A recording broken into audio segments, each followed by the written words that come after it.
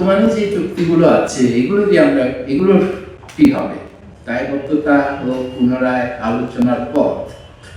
তো সেখানে আমাদের রেকমেন্ডেশন হলো যে ক্ষেত্রে আন্তর্জাতিক মানদণ্ডে দুর্নীতির প্রমাণ মিলেছে বা মিলতে পারে আগামীতে, সেই চুক্তিগুলো বাতিল করার চিন্তা করতে হবে, এগুলো বাতিল করতে হবে যদি আপনি দুর্নীতির প্রমাণটা পান আন্তর্জাতিক মানদণ্ডে।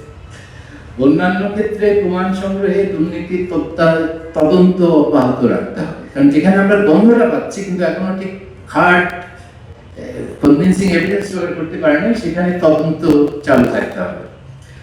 আর সবচেয়ে বেশি আর্থিক চাপ সৃষ্টিকারী পুরনো যে পিপিএ সমূহ আছে সেগুলো সব গুড ফেইথে, সব উদ্দেশ্য ভিত্তিক পুনরায় আলোচনায় যাওয়ার চেষ্টা করতে হবে।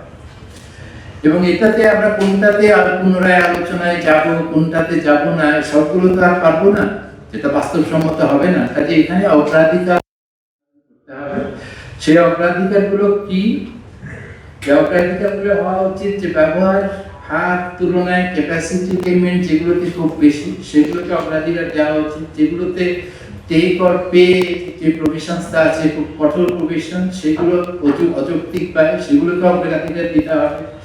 সীমাহীন বৈদেশিক মুদ্রার সাথে যে সূচীকরণ করা আছে, ফরেন এক্সচেঞ্জ রেট ইন্ডেক্সেশন, সেগুলোকে অগ্রাধিকার দিতে হবে। এবং সম্পূর্ণ জ্বালানি ব্যয় পাস থ্রু প্রভিশন যে সমস্ত কন্ট্রাক্ট আছে সেগুলোকে অগ্রাধিকার দিতে হবে। সব চুক্তি নয়, রক্তক্ষরণ যেসব চুক্তিতে বেশি হচ্ছে সেখানে আপনার অস্ত্রোপচার দরকার হবে।